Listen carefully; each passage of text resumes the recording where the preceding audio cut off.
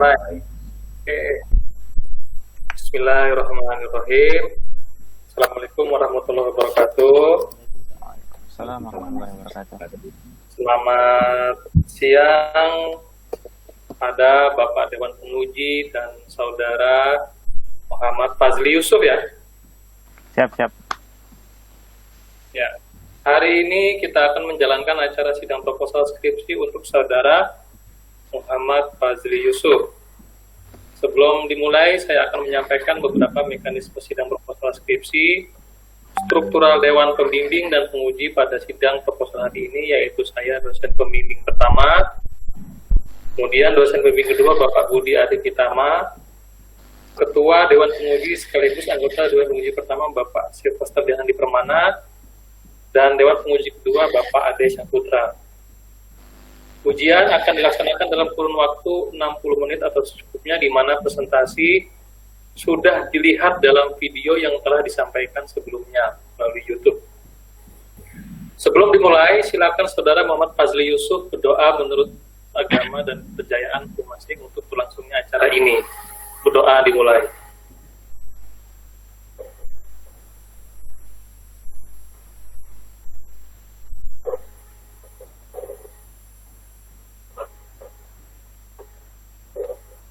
Baik, berdoa selesai.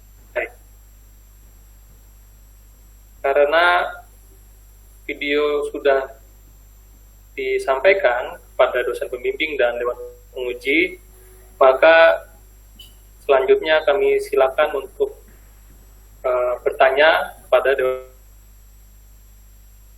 Bapak Silvester Dehandi Permana. Silakan Pak. Oke, baik. Terima kasih atas kesempatannya ini, Pak Yedara Pulo. Halo, selamat siang, Mas Fadli. Selamat siang, Pak. Selamat siang, Mas. Ya, saya ingin bertanya untuk Mas Fadli dalam proposal skripsi ini. Mas Fadlinya sendiri di sini saya lihat ya, yang namanya bab 3 metode penelitian itu kok bab subbabnya 4.1 ya. Analisis tahap 3, 4 gitu. Oh iya. Salah gitu ya. Saya kok kemarin liatin itu kok kayak gini gitu itu. Apa yang mendasari Mas Fadli untuk mengambil topik ini, Mas Fadli?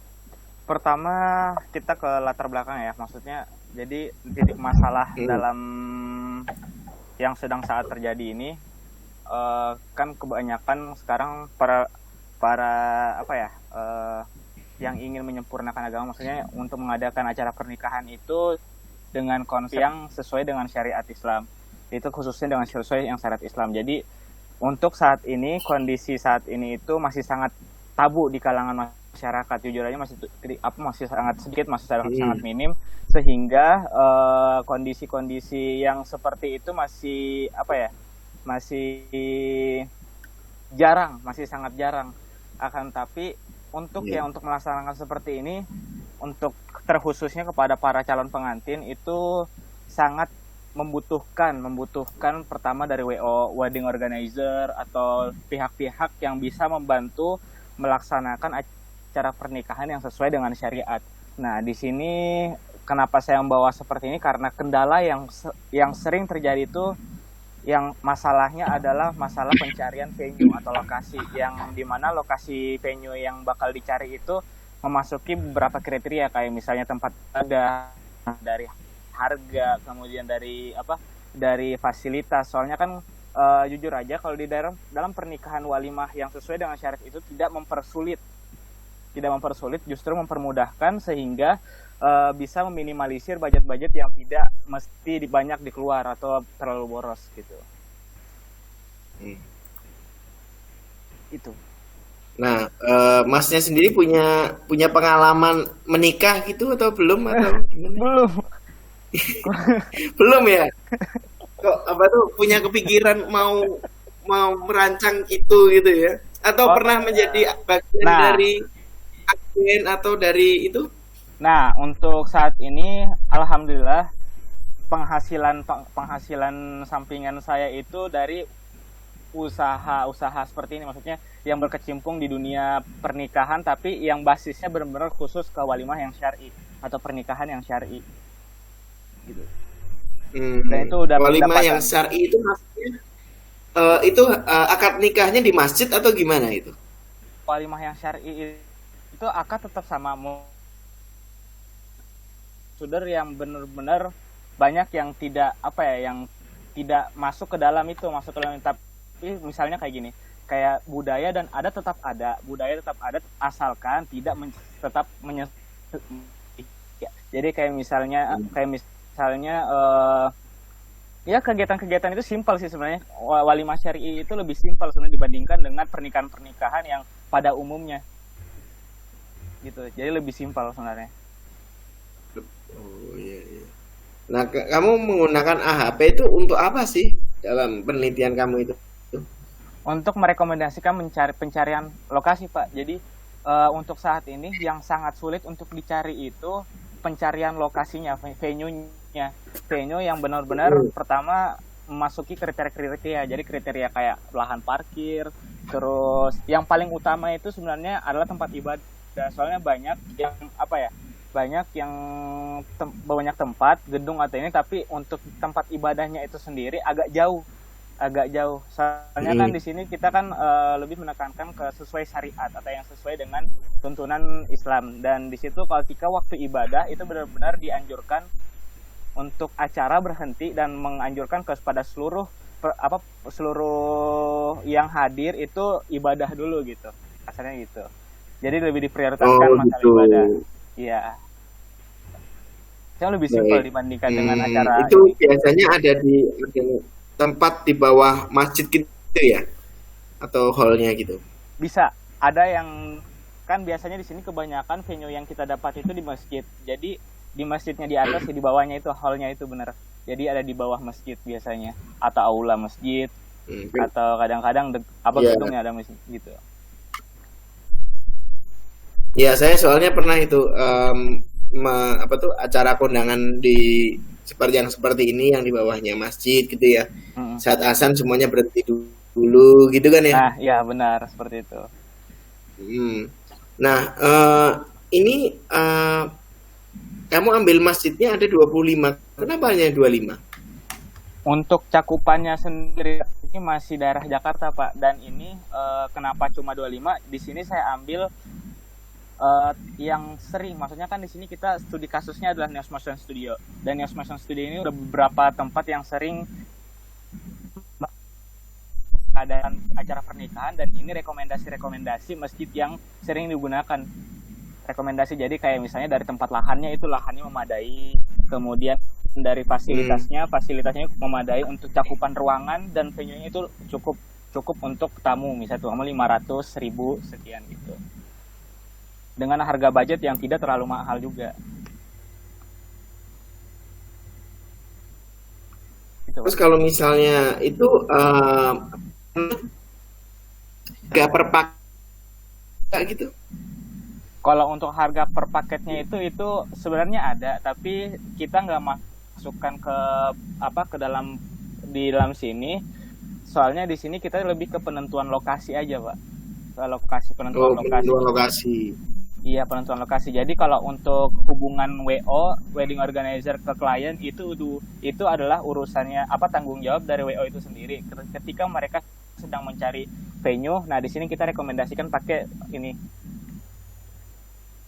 Oke, baik. Ini apa aja yang kamu proses dalam AHP ini? Lebih ke penentuan lokasi sih, Pak. Untuk penentuan lokasi atau venue. Penentuan lokasinya gitu. Kan ya, berdasarkan biaya. Benar. Baik. Jadi kriteria yang diambil itu atas, kemudian luas bangunan. Jadi luas bangunan untuk mencakupi berapa tamu yang bisa masuk, kemudian akses jalannya apakah baik atau gimana, kemudian jarak masjid, kemudian lahan parkir dan biaya. Itu yang menjadi kriteria dalam menentukan 25 venue. Nah, kamunya sendiri menghitung nggak jarak antara rumah yang dimana menjadi rumah orang tua mempelai pasangan itu sama masjid yang akan kamu tempat itu, kamu hitung nggak?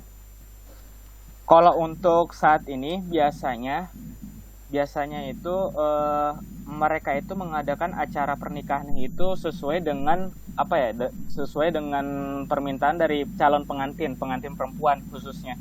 Nah biasanya biasanya itu yang dicari venue-nya itu adalah tempat yang paling dekat dengan venue perempuan. Oh gitu. Berarti kan ada yang namanya jarak itu kan relatif ya. Kalau misalnya kita lihat yang namanya Sunda Kelapa, kalau dari Kelapa Gading lebih dekat daripada dari Depok, seperti itu. Ya benar. Jadi ada hal yang namanya yang fluktuatif. Jadi maksudnya bukan hanya melulu itu yang fix, tapi misalnya jarak itu kan antara satu event dengan event yang lain dari orang tua mempelai yang perempuan itu kan berbeda gitu kan, mempunyai jarak yang berbeda juga, dan itu harusnya menjadi bobot yang lebih tinggi mungkin ya, dan bobot yang variatif itu. Nah selain itu bobot yang variatif apalagi ya? Bobot yang variatif itu lebih ke pertama yang paling urgent di sini sih adalah masalah biaya.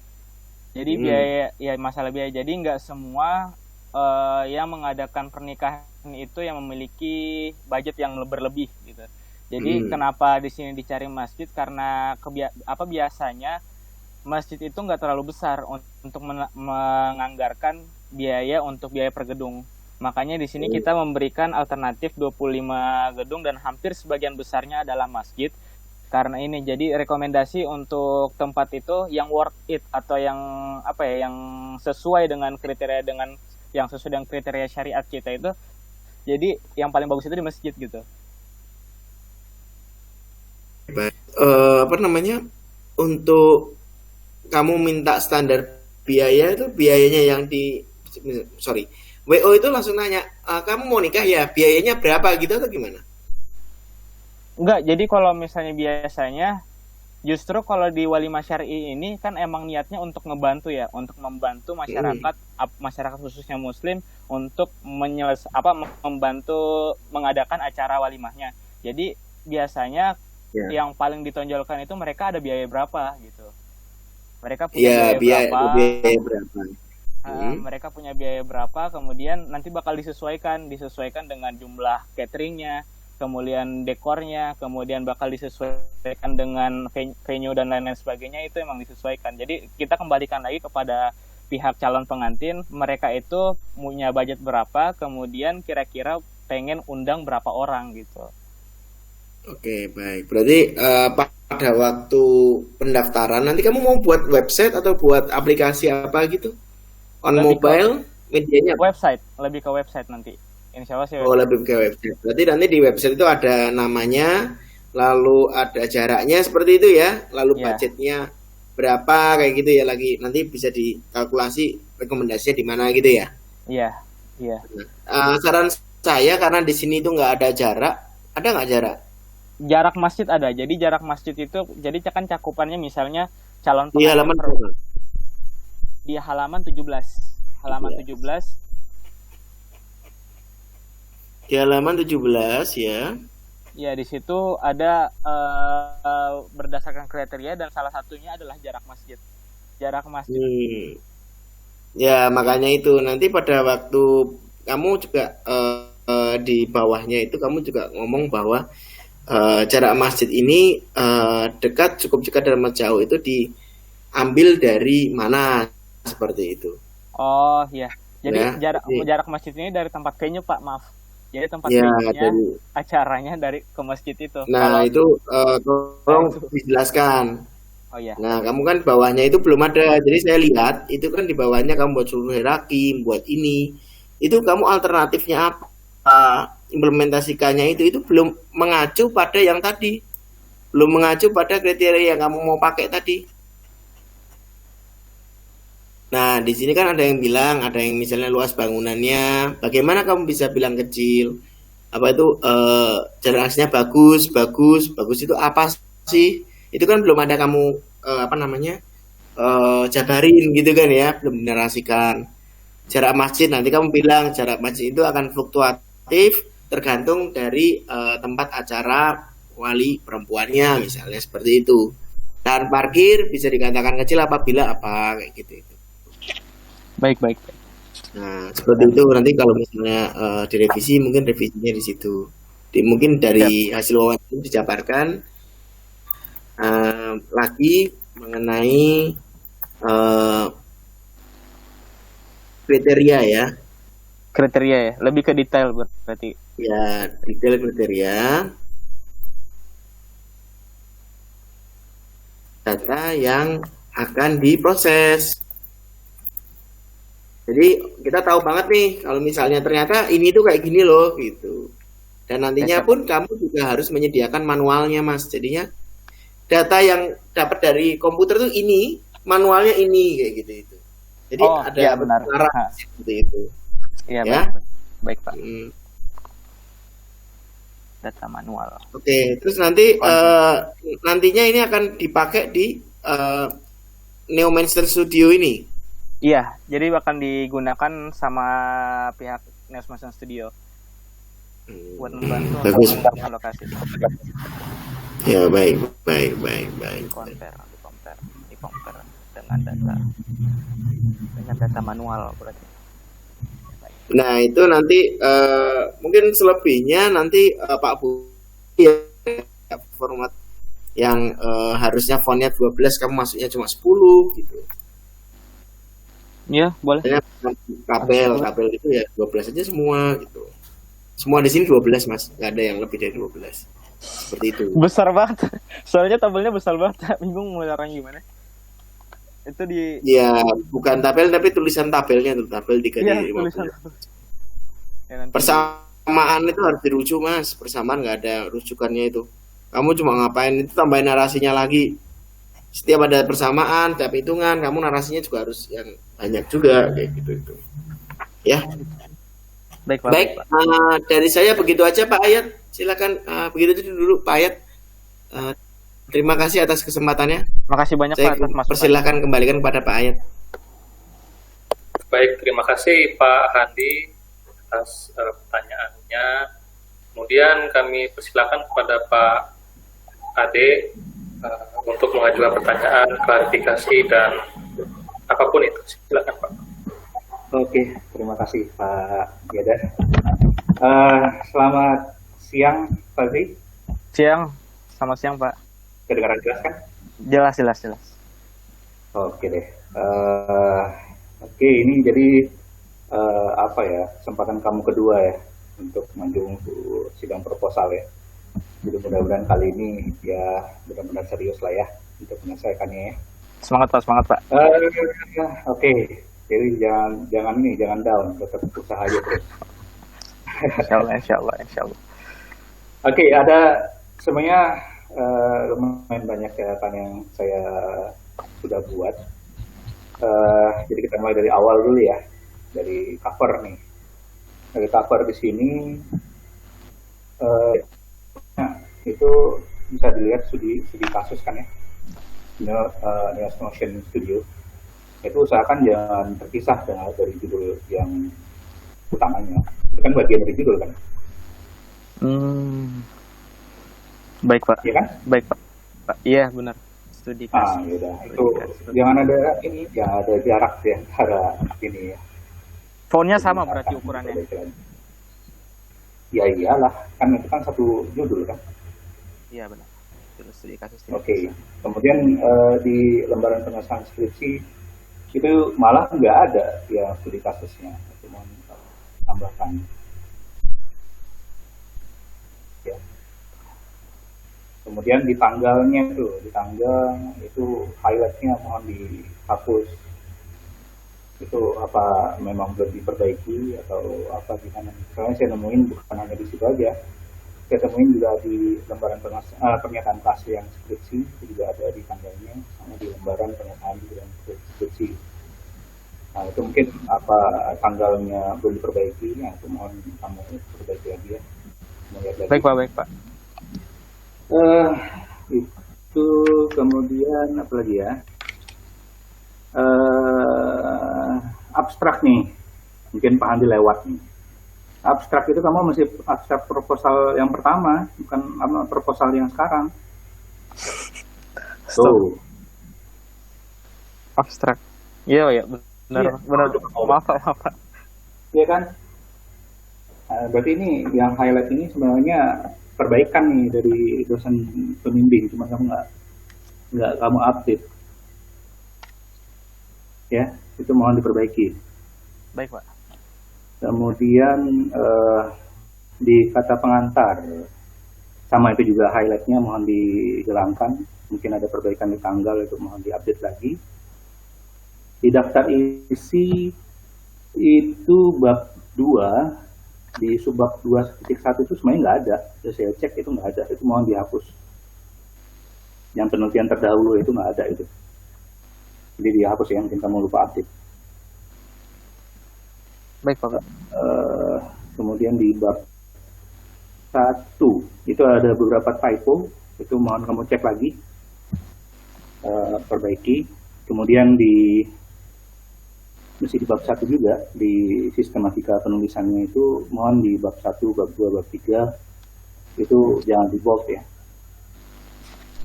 Nah, di situ mohon ada kesalahan tuh, sedangkan ini kan masih proposal, jadi bab 4 sama bab 5 ini nggak usah dulu. Iya. Nah, dan itu daftar pustaka itu bukan bab 6 tuh, hapus saja. Oke. Dibuat daftar pustaka aja. Ya. Kemudian di bab 2 itu ya ini ya kebiasaan mahasiswa ya. Itu di setiap awal paragraf mohon pola kalimatnya itu jangan sama semua. Nanti bikin penelitian dengan judul, terus paragraf kedua dengan judul. Baik Pak. Ini kamu udah saya ingetin juga kemarin itu juga gini ya, mohon diperbaiki ya. Jadi paragrafnya mohon dibedakan lah pola kalimatnya ya. Baik. Kemudian di bab 3 di antara bab 2 sama bab 3 itu ada lembaran kosong tuh, kamu hapus saja ya. Setelah yang tabel di bab 2 itu ada lembaran kosong tuh, jadi kamu hapus ya. Nanti jangan pas waktu kamu cetak hard copy-nya ada lagi. Ya kayak Pak Andi udah sampaikan, itu bab 3 itu subbabnya tulisannya itu salah ya, 4 seharusnya 3.1 ya. Itu kamu perbaiki lagi. Kemudian posisinya nih, posisi untuk 3 ya seharusnya 3.1.1 itu dibuat aja sejajar dengan 3.1-nya. Jangan nggak usah menjorok lah, nggak usah menjorok ke dalam. Itu makan apa namanya halaman makin banyak benar. Yang dibuat sejarah dia nggak apa. Ya sama itu tadi apa namanya judul dari tabel itu fontnya tuh mohon diperbaiki, Pak Andi sampaikan dia. Terus seharusnya fontnya 12 tuh. Apa lagi ya? Bentar. Oh ya, apa yang terakhir aja nih, daftar pustaka. Daftar pustaka saya masih menemuin ada berapa sumbernya itu yang belum ada penulisan, maksudnya asal jurnalnya dari mana. Baru ada nama penulisnya, judulnya, udah itu aja. Ya, jadi mau ditambahkan asal jurnalnya dari mana. Coba kamu cari ya, kamu tambahkan di situ. Oke, mungkin itu untuk yang dari saya. Mungkin ya saya ada sedikit pertanyaan, mungkin nggak tahu ya, mungkin bisa dimasukkan juga. Hasil yang setelah saya baca nih, ini kan di halaman 16 itu ada berdasarkan hasil wawancara, didapatkan hasil kan. Di situ ada berapa contoh kamu ambil itu Masjid Pondok Indah, ya ada Masjid Albina. Nah ini kaitannya sama harga nih, sama biaya. Ya kalau misalkan kasusnya apa namanya yang klien kamu ini dananya terbatas gitu. Ternyata tapi dia lokasinya dekat sama beberapa masjid yang ataupun tempat pelaksanaan itu ya biayanya ya nggak cukup. Itu kira-kira gimana? Itu biasanya alternatifnya ini Pak, kalau untuk venue sebenarnya awalnya biasa kita diminta dulu apakah mau menggunakan venue dari kita atau venue-nya dari rumah sendiri. Rumah biasa kan, iya biasa rumah pengantin perempuannya. Nah, jika dia membutuhkan venue untuk gedung atau untuk karena biasanya kan mereka yang venue gedung atau hall atau aula itu biasanya mereka membutuhkan orang yang banyak, maksudnya membutuhkan tamu yang dalam jumlah yang besar gitu. Jadi untuk sebelumnya biasanya penyesuaian lagi untuk soalnya kan biasanya kalau dari WO itu price listnya itu langsung satu paket dari dokumentasi, kemudian dekorasi, catering, mua dan lain sebagainya. Nah ini untuk venue-nya sendiri, ketika untuk venue-nya nanti bakal sebenarnya untuk harga tetapnya udah ada, tapi nanti itu harga yang ditawarkan ke klien biasanya kan udah ambil untung. Nah biasanya kalau misalnya kliennya emang nggak ada budget, maksudnya emang pas-pasan banget, nanti bakal dinegosiasi dengan beberapa vendor terkait acaranya, misalnya dari pihak dekor acaranya. Biasanya dari pihak WO itu bakal nanyain klien itu punya budget sekian, apakah setuju nggak, maksudnya ambil nggak dengan misalnya dari harga venue dipotong segini, kemudian dari harga ini dipotong segini. Itu biasa dari pihak WO kayak gitu Pak. Berarti ada kemungkinan si klien nggak memilih misalkan pelaksanaan itu di masjid, misalkan dia milih ya udahlah karena budget yang terbatas di rumah saja. Nah, itu gimana? Berarti ini nggak berlaku dong? Kalau untuk yang di rumah saja ini nggak berlaku, emang ini nggak berlaku.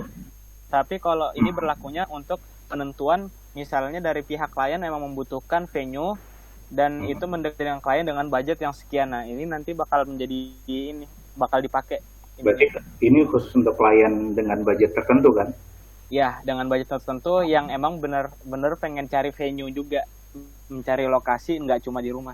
Ya mungkin ya itu perlu ditambahkan, ini akan berlakunya untuk kriteria seperti apa ini? Kalau menurut saya sih seperti itu. Kalau enggak kan ada beberapa klien yang memang ada kendala di sana gitu, kaitannya dengan biaya kan ya? Iya. Makanya di sini ada referensi Pak. Jadi biayanya itu ada yang tidak mahal, cukup mahal, sama mahal. Jadi dari setiap masing-masing alternatif, maksudnya dari masing-masing venue ini itu sudah ada anggarannya, anggaran tetapnya udah ada.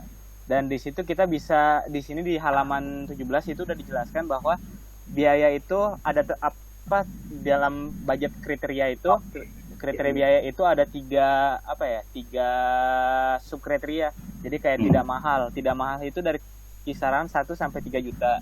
Kemudian cukup mahal 3 sampai 5 juta, kemudian mahal itu 5 juta ke atas. Oke lah, kalau dari saya mungkin itu aja. Ya tadi siang miss yang ininya nih, miss yang tabel 3.1. Lihatnya tadi langsung ke bawah gitu. Mungkin ditambahkan aja ya lagi penjelasannya di dalam kalimat ya. Baik Pak. Habis itu saya tadi miss-nya nggak ngeliat ke tabel ya. Ya sama kayak tadi kan Pak Andi juga minta ada beberapa penjelasan kan ya untuk beberapa kriteria. Ya mungkin itu aja dari saya. Ya udah. Makasih Pak. Oke, terima kasih Pak Ade. Kemudian Pak Budi ada yang mau disampaikan, silakan Pak. Oke, terima kasih ya. Saya rasa cukup ya. Tadi udah ada banyak pertanyaan dari Pak Andi sama Pak Ade. Saya rasa untuk sesi pertanyaan dari saya sudah cukup ya. Nanti mungkin pas waktu sesi revisi mungkin ya, Pak. Terima kasih. Baik, terima kasih Pak Budi. Fazli, ini mungkin sebelum ditutup ya sidangnya, ada yang perlu saya sampaikan pada Fazli. Tadi juga sebenarnya tergelitik setelah Pak Andi nanya tentang apa sih aspek atau kriteria Islaminya itu. Nah, Pak Fadli bisa diterangkan kembali dengan gamblang dan jelas apa sih kriteria Islami di sini maksudnya? Kriteria Islami.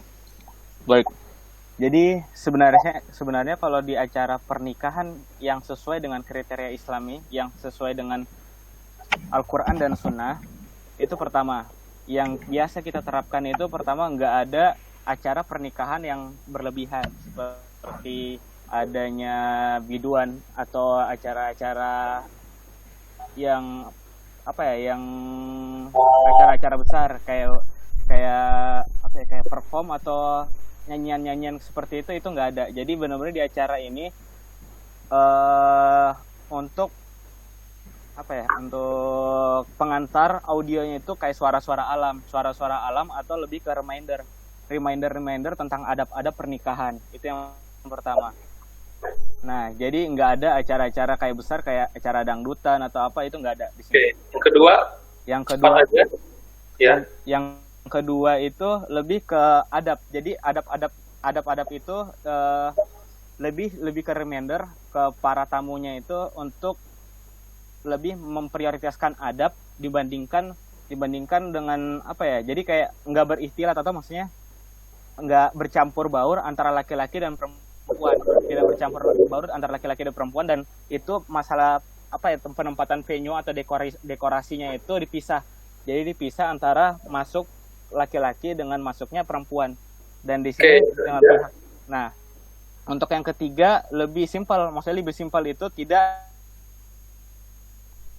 adat-adat seperti adat-adat, walaupun tidak menyelisih, maksudnya di sini lebih ke penilaian syariatnya. Jadi lebih simpel, ketika selesai acara akad, selesai ijab kabul, itu langsung ke resepsi, langsung gelar resepsi. Jadi nggak ada kayak rekaman dan lain-lain sebagainya, itu nggak ada. Ada lagi yang keempat? Kenapa, Pak? Ada lagi selain itu? Kemudian lebih itu. Iya. Tapi yang saya cukup kecewa adalah apa yang Pak disampaikan tadi itu tidak menjadi parameter penilaian di dalam sistem AHP-nya. Ya, itu lebih kepada definisi mengenai pernikahan yang Islami, gitu. Justru malah di parameter penilaian di AHP-nya itu lebih menilai kepada yang lain seperti jarak, seperti mahal, seperti jalan bagus atau tidak bagus, gitu. Iya. Jadi menurut saya ada ketidakcocokan antara judul dengan penilaian yang ada di AHP-nya. Gitu. Nah, nanti ini nggak tahu saya sepakat seperti apa ya. Mungkin judulnya harus dikoreksi, jadi tidak ada kata-kata di situ. Ya. Jadi sehingga penilaian AHP kamu benar-benar sesuai. Atau kamu tambah kriteria di AHP-nya itu. Nah, namun demikian, kamu juga harus menambah beberapa tempat dari penyelenggaraan venue-nya ini yang bisa dikatakan ada yang memenuhi, ada yang tidak. Sehingga nanti kalau misalnya kita input satu tempat ternyata tidak memenuhi, maka nanti akan langsung ketahuan bahwasannya itu tidak memenuhi. Jadi ya tadi ya. Nanti kita bagaimana hasil keputusan rapat ya? Ayo baik. Gimana? Sudah cukup ya. Oke. Saudara Fazli Yusuf, setelah tanya jawab ini, silakan saudara leave meeting terlebih dahulu. Dewan penguji dan dosen pembimbing akan rapat singkat untuk memutuskan apakah Anda disetujui atau tidak dalam penyusunan skripsi. Nanti akan di follow up via WA untuk join kembali dalam meeting ini. Terima kasih. Saya live dulu, Pak Zli. Live groupnya gimana Pak? Matiin aja kali Pak. Live-nya matiin aja.